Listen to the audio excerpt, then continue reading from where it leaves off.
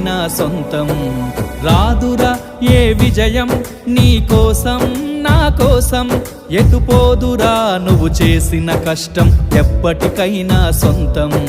కాలంతో పయనించే వాడికి కానిది ఏముంది, సాధనతోనే సాధ్యమవ్వునని సదాశయంతో సాగర ముందుకు. రాదురా ఏ విజయం నీ కోసం నా కోసం, ఎటుపోదురా నువ్వు చేసిన కష్టం ఎప్పటికైనా సొంతం.